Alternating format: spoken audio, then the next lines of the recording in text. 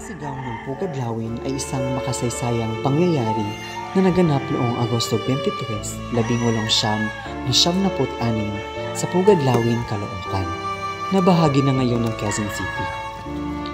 Ito ay naganap ng magtipon-tipon ang mga membro ng katipunan sa pangunguna ni Andres Bonifacio upang ipahayag ang kanilang pagtutol sa pananakop ng mga Kastila. Sa nasabing pagtitipon, pinunit ng mga katipunero ang kanilang mga sedula, ang simbolo ng kanilang pagkaalipin sa ilalim ng kolonyal na pamahalaan. Ang pagpunit ng mga sedula ay naging sagisag ng kanilang pagtalikod sa pagiging sakop ng Espanya at nagsibing hudyat sa paglulunsad ng armadong himagsikan.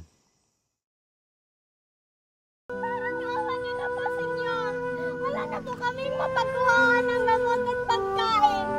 Ang aking mga kasama ay nagugutom at may sakit. Nawa, ibigay niyo na po sa amin. Espanyol, Indio. Hindi ko problema ang walang kwentang Indio na katulad mo.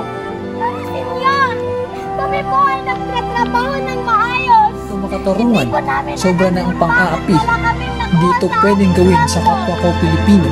Ang kanyang pagmamakaawa ay hindi dapat pinagtatawanan. Ang kinabukasan ng susunod na henerasyon ay bahagi ng ating responsibilidad. Tayo ang nauna, tayo ang may lakas, tayo ang may kakayahang lumaban, tayo ang magbibigay ng kalayaan na nararapat para sa kanila. Malaki ang tiwala ko sa iyo, Andres, bilang ina ng katipunan. Ipinauubaya ko sa iyo ang desisyon na dapat mo gawin kung sa tingin mo ito ay nararapat. Napakarami na ang naging biktima ng mga Espanyol.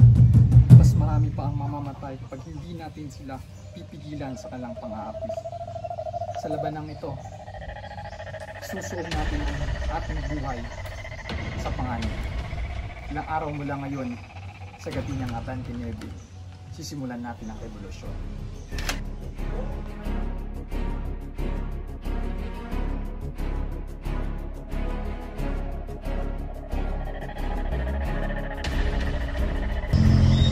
Alam na nila ang kilos ng katipunan at mahigpit na rin ang pagmamasid ng mga Espanyol sa atin. Kung sa gayon, kailangan nating umalis na hindi nila natutuntun at uli akong magpapatawag ng bagong pagpupulong.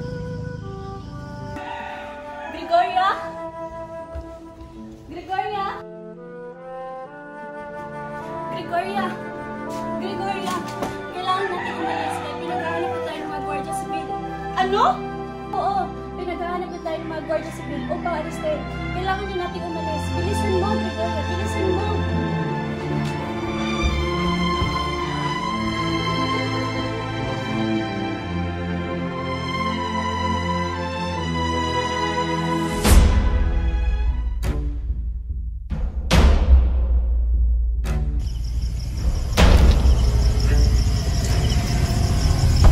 Andres, parang walang hanggan ang pang-aapi sa ating bayan. Hindi na tayo dapat magpabaya. Tama si Emilio. Kailangan na natin kumilos laban sa pang-aapi ng mga Kastila. Pero Andres, paano naman natin sila matatalo? Alam naman natin na mas marami at armado sila. Pio, hindi natin sila kayang labanan ng mag-isa. Kailangan natin ng mas malakas na pwersa. Isang samahan na handang tiyang lahat para sa kalayaan ng bayan.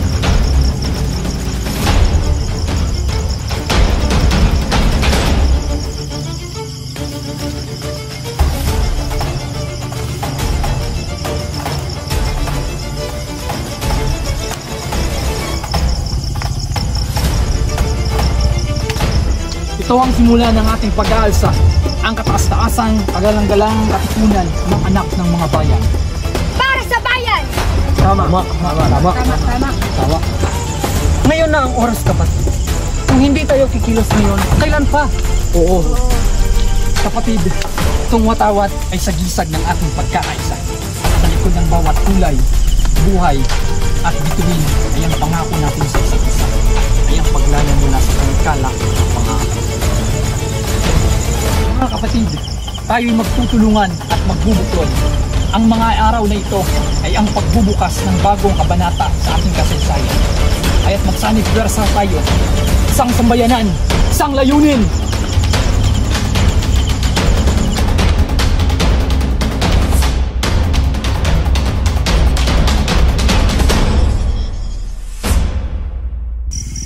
Mga kapatid, tayo ay nagtipon-tipon dito hindi lamang upang itapon ang mga sedula na simbolo sa pang-aapi ng mga Kastila, kundi upang itapon na rin ang pang-aapi sa sarili nating bayan. Ang pag-alsa natin ay hindi laban sa kanilang mga armas, kundi laban sa pagiging alipin sa sarili nating bayan. Ano ang susunod na hakbang, Andres? Mga kapatid, sa pangalan ng ating kalayaan, tapon na natin ang sakisal ng ating pagsuko. Oo, Andres. Tama, Andres. Tama. Ito ay simbolo sa tanikala ng kolonyalismo. Sa pangalan ng ating mga anak at ng ating mga anak na muling tatayo para sa kalayaan ng bayan! Para sa kalayaan ng bayan! Punitin ang sedula! Punitin ang sedula! Punitin ang sedula! Mabuhay ang lipunan! Mabuhay! Mabuhay ang revolusyon! Mabuhay! Mabuhay ang Pilipinas! Mabuhay! Mabuhay ang